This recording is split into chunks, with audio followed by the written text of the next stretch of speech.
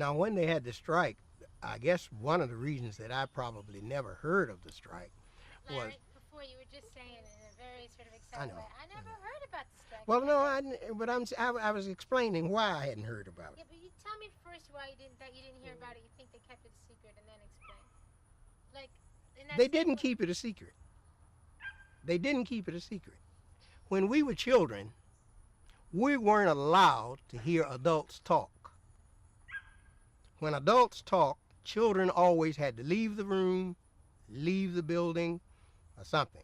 Adult talk we didn't hear. And I'm sure they talked about it. But as a child, I never heard it. And that was the way we were raised. That when adults talked, children didn't listen. And children were seen and not heard. Uh, that may be the reason I never heard about the strike. But I didn't hear anything about the strike, like I say, until my mother told me just recently.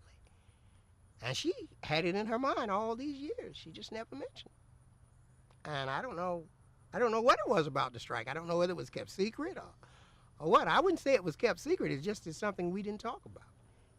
And it might have been because the blacks really were not a part of the strike. The strike was done by the whites, and the blacks had to suffer in the process. Because without the whites working, there was no place for the blacks to work. Because the blacks did the work to supply the whites. And by the whites being on strike, that shut the blacks out automatically. Whether they were on strike or not, they were shut out anyway. They were shut out of working in their homes. In the mills. Now, my mother was one of those who never worked. My mother was always at home. My mother was always at home, but my father was the breadwinner of our family. And my father only worked one job, where in our neighborhood, most everybody in our neighborhood had at least two jobs. Well, my mother worked, but she did housework up until later years, and she went to the chicken poultry. And from there, she went to Dr. Baker. Who'd your mama do the housework for? Uh, Mill people? yeah, Could you say that? my mother did housework for mill people, Mildred Smith by name, and later years after her children grew up, she went to work for um, Preeby's and Sons chicken place. And in later years, after she got out of that, she went to work for Dr. Baker, the Peter nutritionist, and she stayed there until retirement. So you never heard about the strike either? No, I've never heard about a strike before. This is my first knowledge of strike, Back then, I never heard tell of it. But that was a little before my time. But this is my first hearing. Huh. Well, it all happened around the same time. It all happened around the same time that they wrote this letter.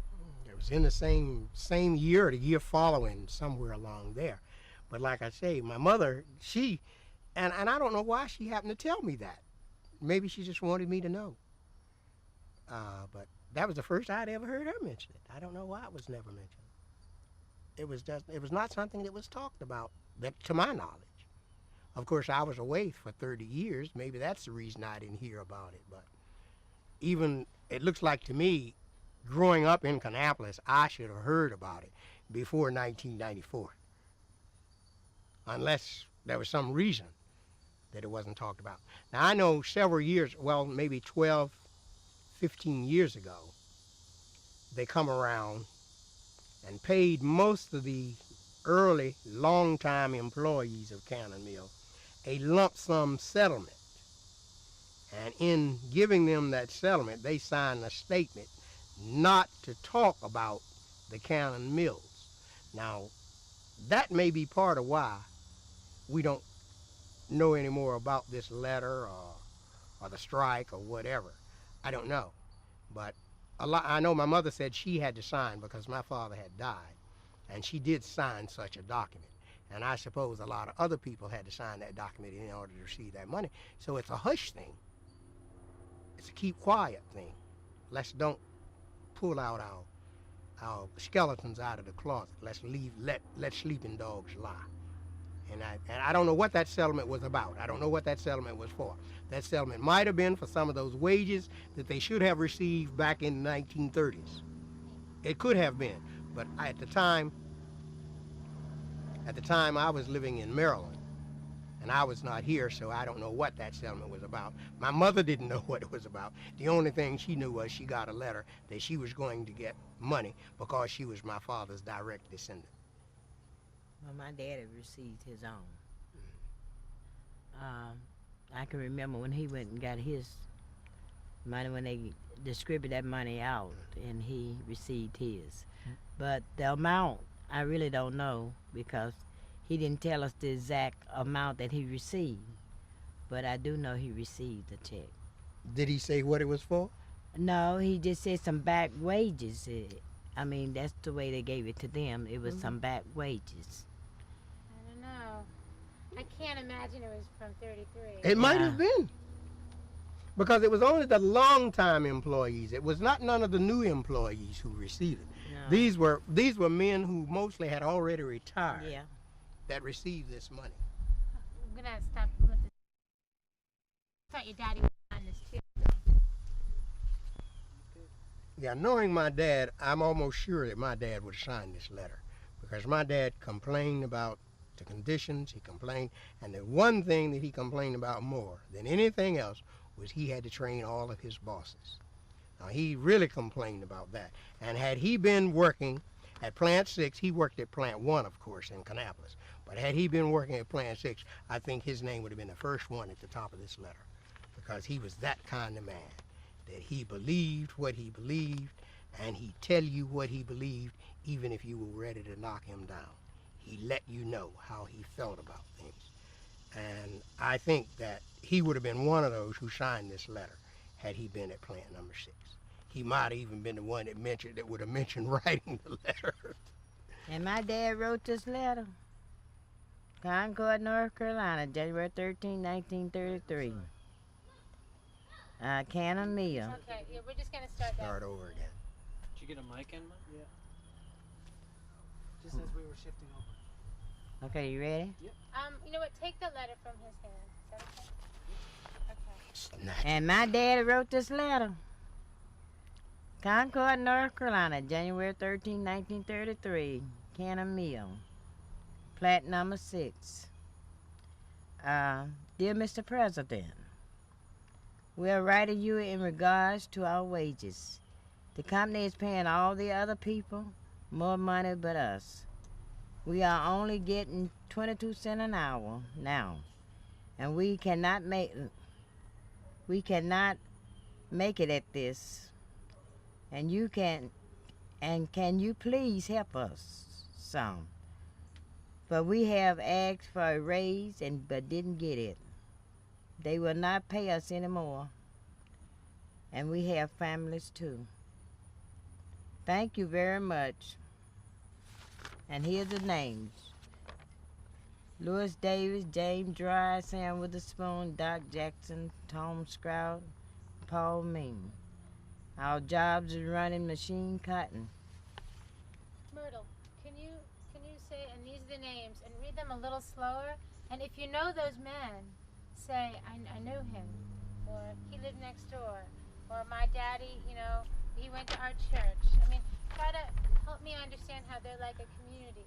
But, put that other piece of paper underneath it. Yeah. What? I'll tell you. Okay.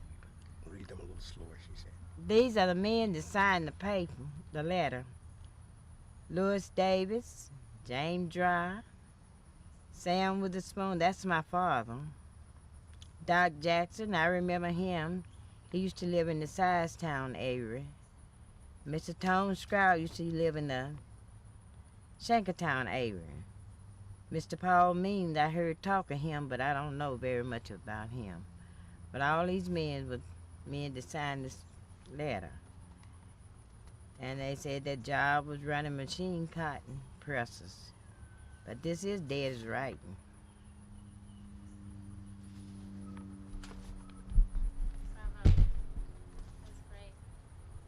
My mother's mother, my dad's.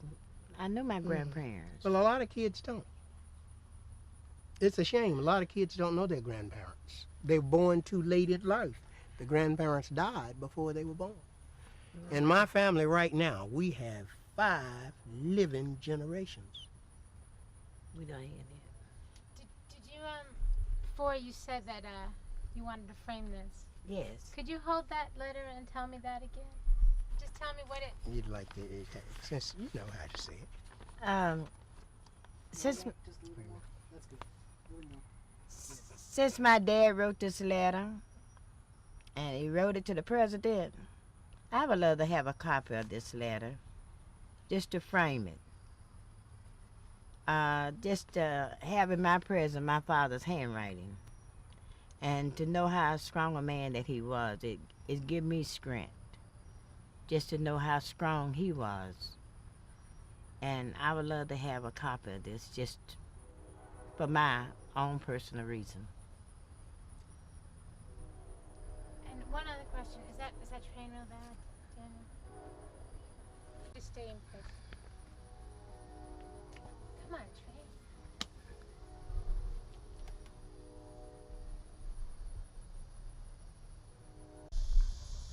Okay, cicadas.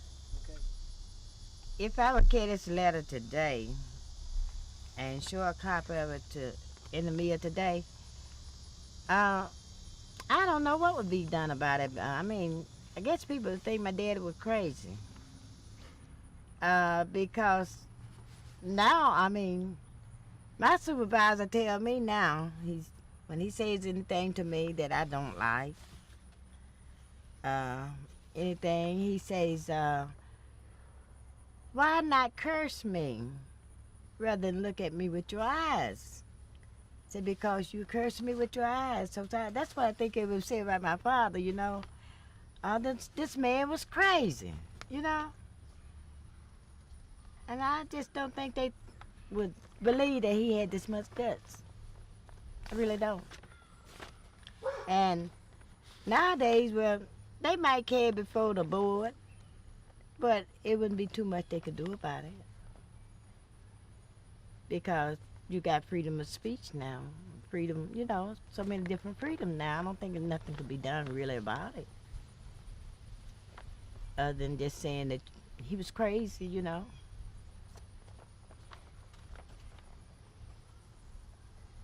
Well, I'll tell you, it has been, and it's an amazing thing for me to go from being in the archives and searching through all those papers to be with the daughter of one of these men. Well, it's my pleasure. It's really a thrill to sit in on something like this and to know that my father was a part of something like this. Well, I would say the head of something like this because he's the one that wrote the letter. And it's just a joy, just a pleasure for me to be one that sit in and witness this. We'll give you a copy. Being his eldest daughter, everybody say I look just like him. It makes me feel wonderful.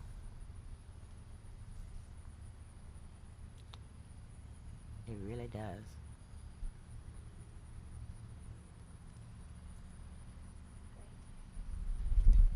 We're gonna okay. Concord, North Carolina, January 13th, 1933. Cannon Mill, plant number 6. Dear Mr. Roosevelt, we are writing you in regards to our wages. The company is paying all the other people more money but us. We are only getting 22 cents an hour now, and we cannot live at that. And can you please help us some? For we have asked for a raise, but did not get it. They will not pay the colored people anymore, and we have a family to keep up. Thank you very much. And the 6 signatures are Louis Davis, James Dry, Sam Witherspoon, Tom Stroud, Paul Means, and Doc Davis. Our job is running machine cotton pressers. In regard to our wages, The company is paying all of the other people more money but us. We are only getting 22 cents an hour now, and we cannot live on that. And can you please help us some, for we have asked for a raise but didn't get it. They will not pay the color people anymore, and we have a family to keep up. Thank you very much. The 6 signatures are Louis Davis, James Dry, Sam Witherspoon, Tom Stroud, and Paul Mean. And they say our job is running machine cotton presses. And my dad wrote this letter. Just look at hers. And my dad wrote this letter. Well, I believe he did. From knowing him the way I know him, I would say yeah, he did. We had a lot of talks, your dad and me, you know, and Bobby. We'd sit around and he'd tell us things. But he never said nothing about the letter, but he told us a lot of things that helped us. Because at that time, you know, Bobby and me were out there ripping and running. We were doing everything that you could do then. The print now. What? She says she needs that print. When my eyes go across. Well, we just basically need you just read it as best you can, okay? Do you want me to put the print on top of it? Here, just let's rip off the. Concord, North Carolina, January 13, 1933. Cannon Mill, plant number 6. Dear Mr. Roosevelt, we are writing you in regard to our wages. The company is paying all of the other people more money but us. We are only getting 22 cents an hour now, and we cannot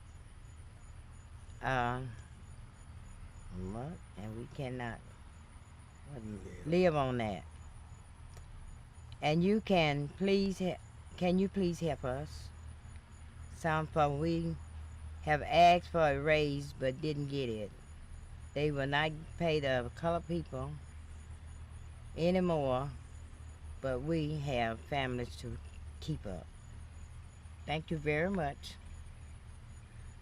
And then they have the 6 signatures, which is Mr. Louis Davis, James Roy, Sam Witherspoon, Doc Jackson, Tom Sprout, and Paul Means. And their job was running machine cotton presses. So this is the letter that my dad wrote. That's his signature.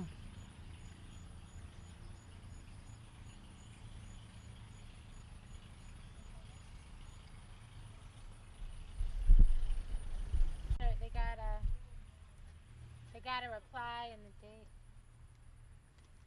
Okay. 1 second. Wait for this guy to pass.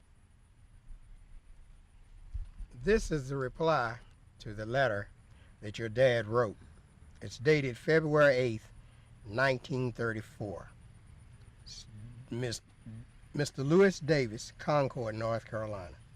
Dear Mr. Davis, we acknowledge receipt of your letter of January 13th. Attached hereto are the mimeograph sheets which we ask you to read carefully. Okay, stop. You know what? No, you're reading that was the beautiful. dog. Okay. This is the reply to the letter that your dad wrote. It's dated February 8th, 1934.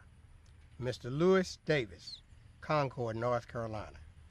Dear Mr. Davis, we acknowledge receipt of your letter. Sorry, we've got to start that over.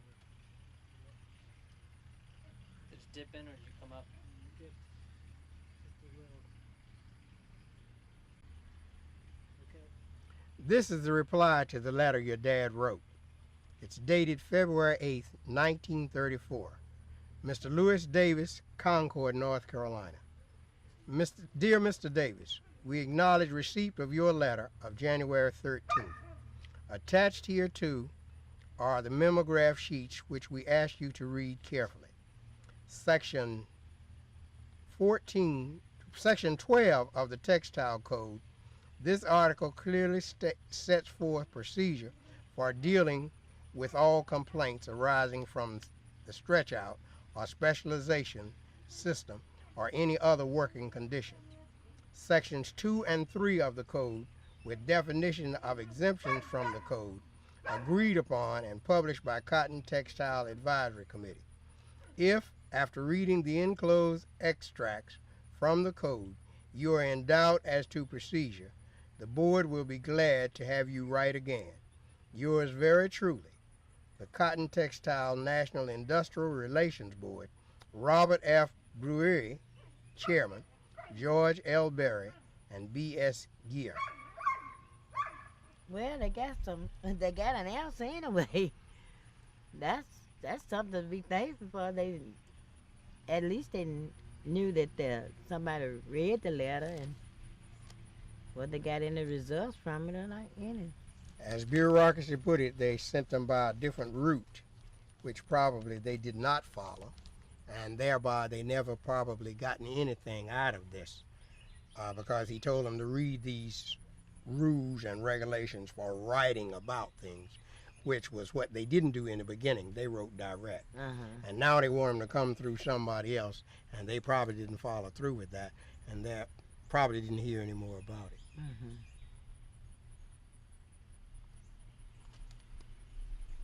That's the truth. Whenever you're ready. This is the reply to the letter that your daddy wrote. Could you start that again? Could you look at him? This is the reply to the letter that your daddy wrote. It's dated February 8th, 1934, or a year later, and it's addressed to Mr. Lewis Davis, Concord, North Carolina. It reads, Dear Mr. Davis, we acknowledge receipt of your letter of January 13th. Attached hereto are the memograph sheets which we ask you to read carefully. Section 12 of the Textile Code. This article clearly states forth procedure for dealing with complaints arising from the stretch-out or specialization system or any other working conditions. Section 2 and 3 of the Code, with definitions of exemptions from the Code, agreed upon and published by Cotton Textile Advisory Committee. If, after reading the enclosed extracts from the Code, you are in doubt as to procedure, the Board will be glad to have you write again. Yours very truly, the Cotton Textile National Industrial Relations Board, Robert F. Brewery, Chairman, George L. Berry, and B.E. Gear. You know what? You could say Robert F. Brewer. Brewer? Yeah. Just start with. Whenever you're ready. If after reading the enclosed extracts from the Code, you are in doubt as to procedure, the Board will be glad to have you write again. Yours very truly, the Cotton Textile National Industrial Relations Board, Robert F. Brewer, Chairman, George L. Berry, and B.E. Gear.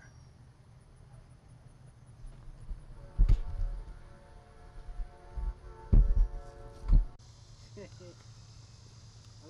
We need to let this train go by. If, after reading the enclosed extracts from the Code, you are in doubt as to procedure, the Board will be glad to have you write again. Yours very truly, the Cotton Textile National Industrial Relations Board, Robert F. Brewer, Chairman, George L. Berry, and B.E. Gear. And in all possibility, they did not follow through on these procedures, so nothing was ever gained from it. I don't know if it's right. Who's got a watch? Anybody? 7 minutes to 7 minutes to 2. 7 minutes to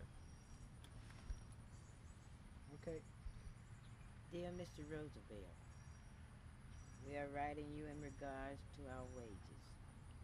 The company is paying all the other people more money but us.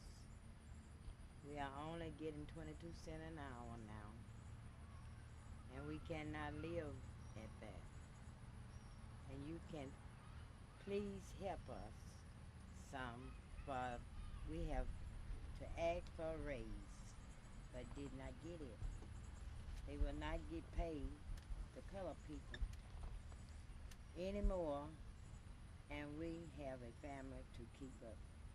thank you very much. And it has 6 people that signed signatures.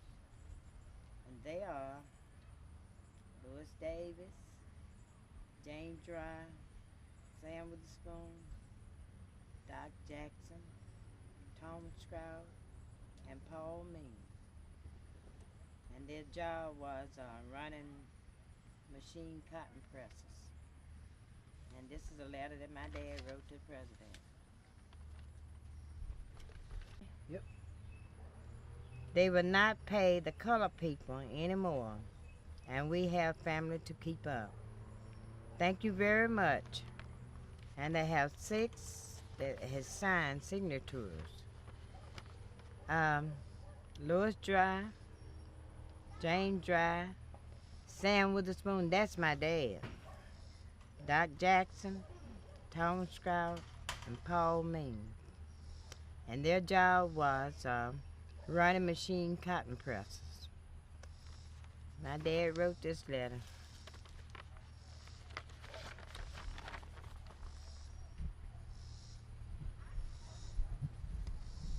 Put it into the drive.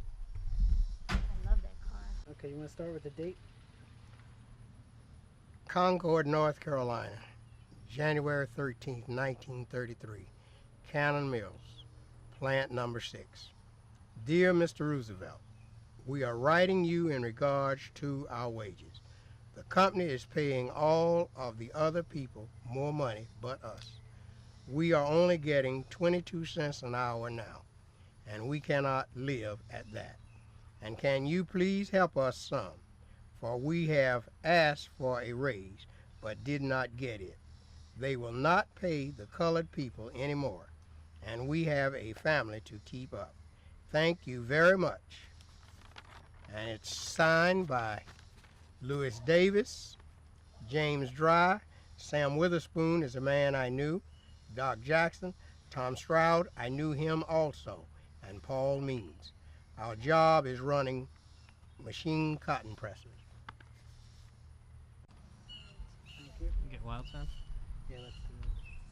So we're going to be quiet just for a couple, 30 seconds, a minute to get the birds and stuff. Yeah, nobody's going to talk and we're just going to roll tape. Wild sound.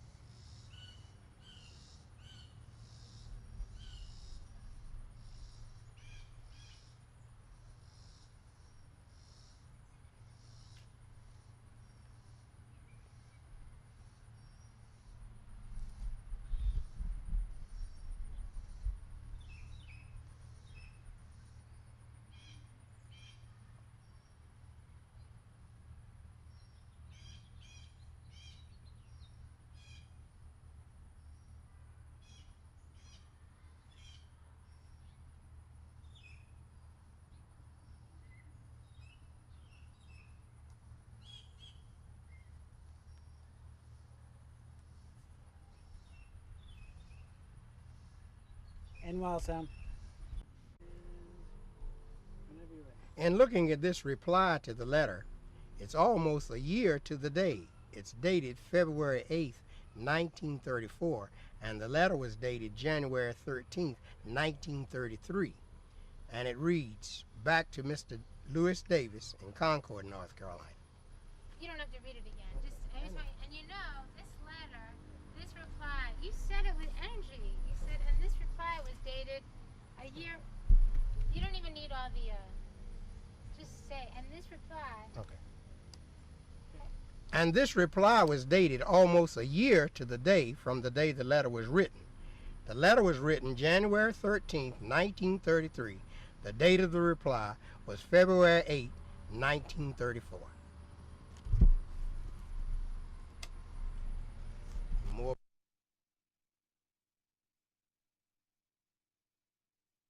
Come out here a minute, please. Both of you.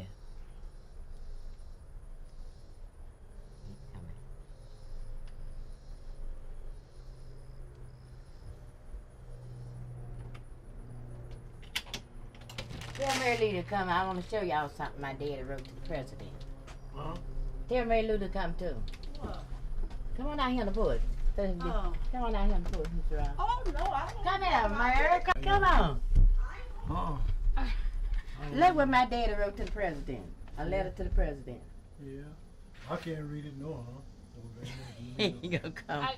I can't read it, no, huh? I couldn't read it, no, huh? So I couldn't read it, no, huh? Cut the cameras off.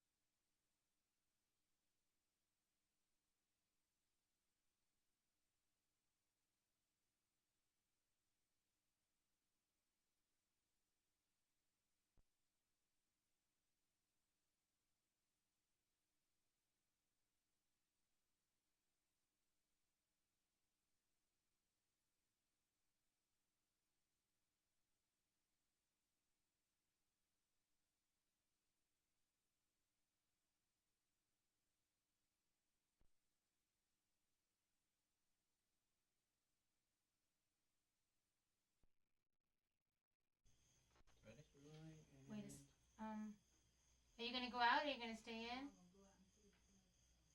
Okay. Okay.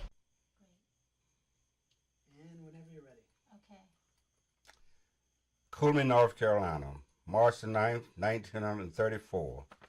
Honorable Hughes Johnson, dear sir, as an employer of the Urban Cotton Mill Company, Coolman, North Carolina, I feel disposed to inform you of the following. Around 50 colored people work for the above-mentioned company. Some on outside work, and some in the cloth room department, and some in the cotton house, and draw for their labor $9 per week for 40 hours. We are under the impression that we should draw $12 per week under the code. As practically all of these men have been working for this company for a long time, it is not our desire to cause any trouble in this matter. But if we are entitled to more wages under the code, then we desire you to have your representative to check up on the above company and see that we get our rights. Signed, employee of the Urban Cotton Mills Company, Cooley, North Carolina. Who wrote this letter? And this is a letter that was composed, which included Lonnie Peoples and Hodge Pfeiffer and others who were organizers. Now, I'm going to ask you again who wrote that letter. I want you to... We don't know the names of these folks. What's wrong? You want the names that I... We do not wish to cause any trouble in this matter. If we are entitled to any compensation... No, I want you to read it from the paper. Oh. And when you're finished, before you look, like as you're looking up, take off your glasses to talk to Judith. It is not our desire to cause any trouble in this matter, but if we are entitled to more wages under the code, then we desire you to have your representative to check up on the above company and see that we get our rights. I was approximately 9 years old at this time, and I can remember my father and some other people in the community who worked at this plant talking about what was going on and how they had to work and receive less wages than they thought they were entitled to. At this point, there were a group of people. There was no organized union at that time, but it was a group of people in the colored forces. At that time, we called colored. They believed that they had the right to ask for improvement when it came to being compensated for their labors. My daddy and several other people in the community and surrounding areas who worked there felt like this was the proper thing to do. Some way or another, they were able to get the information that this was going on without them being included. How they got this information, we believe, with their wives and mothers working in kitchens of the people, this is where the information leaked out. So we are sure that some way or another that these people had enough initiative to want to do something about this and found out who to write it to.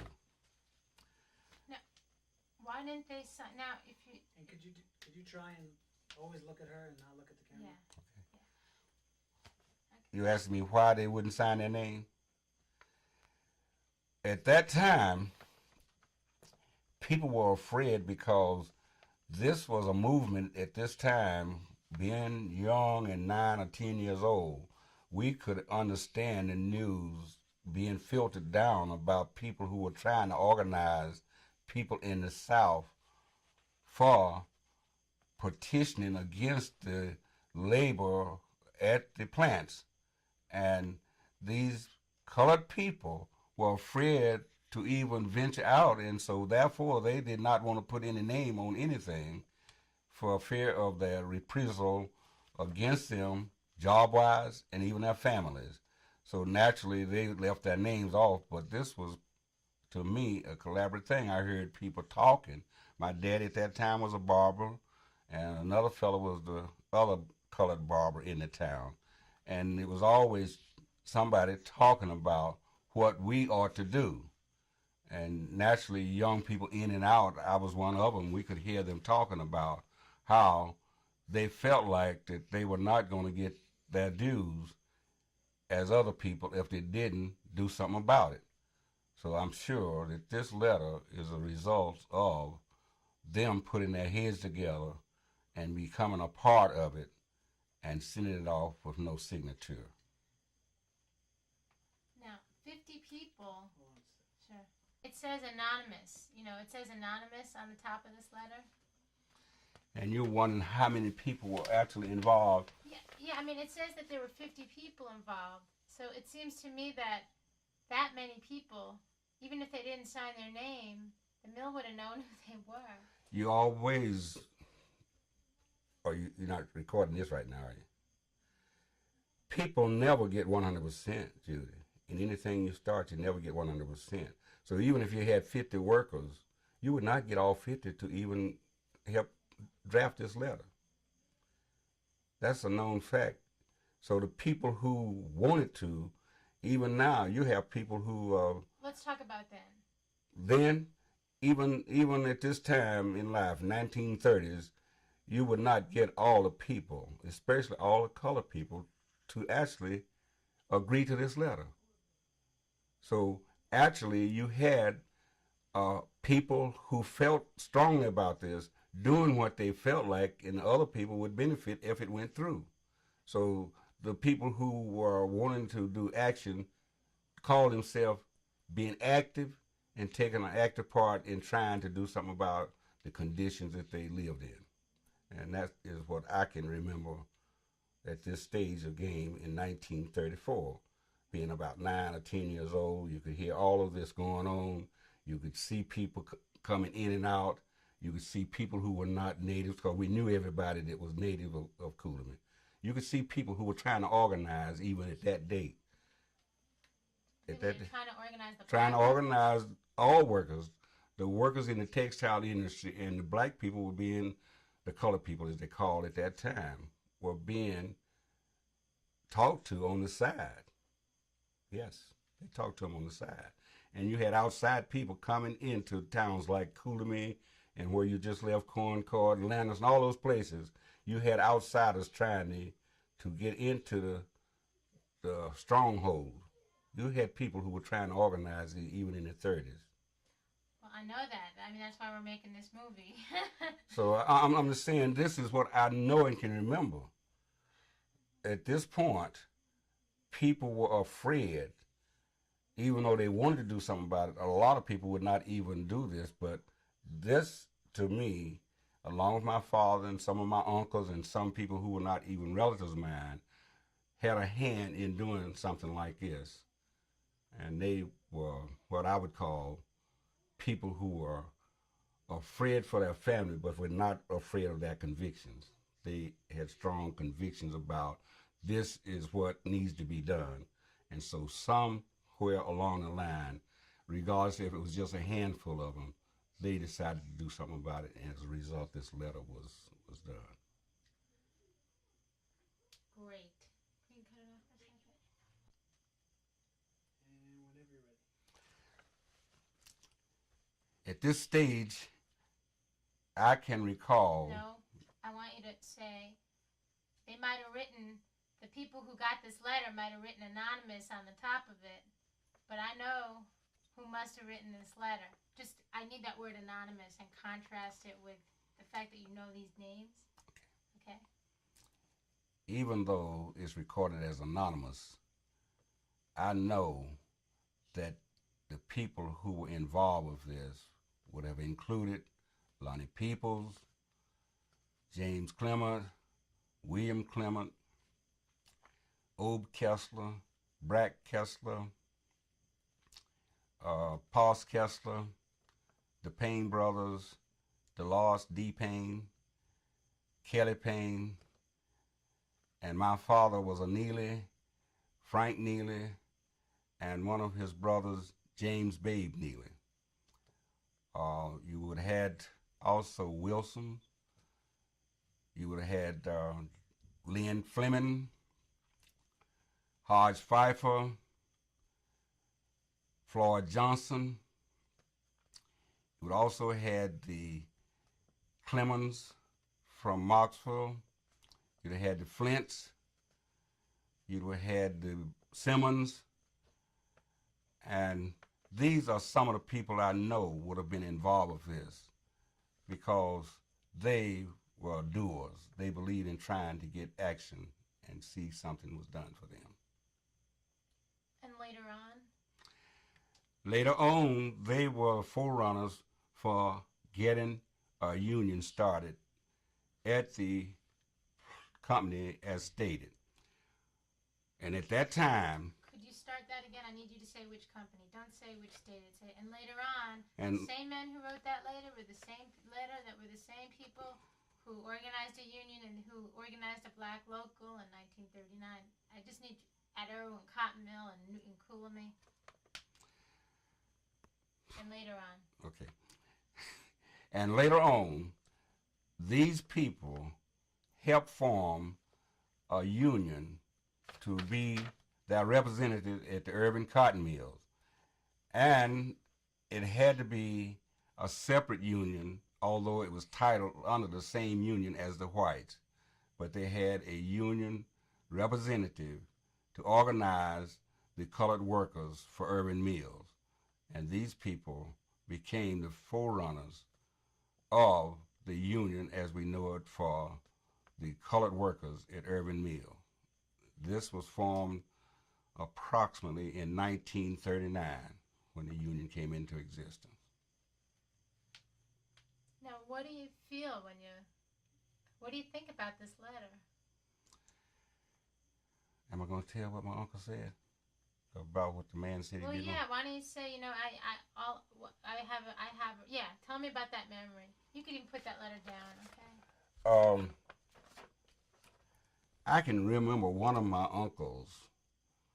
His name was James Maxwell, and we all called him affectionately Uncle Pap Maxwell. And at that time, J.W. Zachary was the general manager for Urban Cotton Mills. And he made a speech, open speech, that before he saw the white people and the darkies making $12 a week, he would die and go to hell.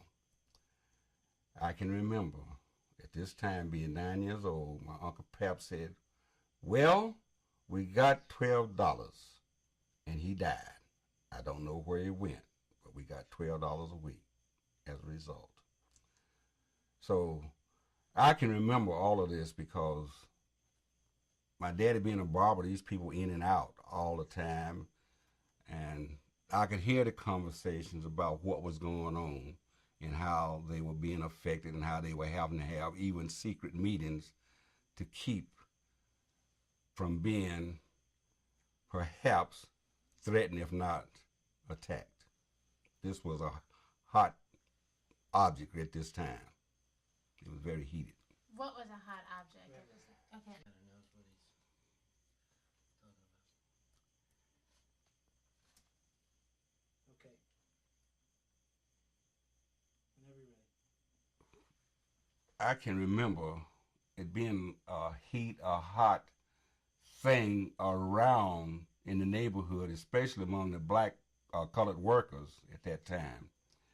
And they were saying, we are going to do what we have to do and try to keep our families together. So this is, to me, was what I'm hearing when the people would come in Dad's barbershop talking about we are still going to see that we get what we deserve. And I couldn't help but understand that they wanted to be paid for their work, and they wanted to feel like they were going to get the same kind of payment that other workers were getting. And they felt like they had been shortchanged, and that's the reason it was a real heated thing in the community.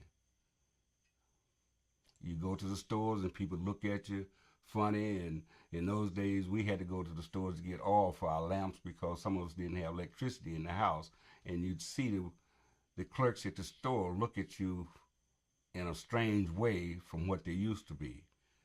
Although Coolman kept Cooley kept its community relationship pretty well, but it was still a little hostility building up because this was the forerunner of a union, and people were coming in and out, and strangers coming in, and they were afraid that a union was going to be formed at this time even. Okay. Now, what kind of power did the black workers have here? I mean, at the time when we spoke last time, we were talking about protest, and you said the only way you could try to do it was in a subtle way without putting anybody on the spot, and that's what you thought about this letter. Could you say that again and talk about that? I think from what I can understand is the people that I was close to, like my father and my mother, they always had their contact with the people in the key positions at the plant as well as in the community. My daddy was one of those people who cleaned the bank, the post office, and naturally he had contact with the bankers. My mother worked for one of the bankers and one of the doctors. She did the clothes work for two of the fellows who were executives at the company. So at parties they would hear these things and they would be able to talk. In fact, I can remember Dad and Uncle D. Payne talking about how they talked to some of the people who were key persons at the company. They talked to them about what they were concerned about. So I'm sure that some of the things they said perhaps had an impact on some of the people who were in key positions.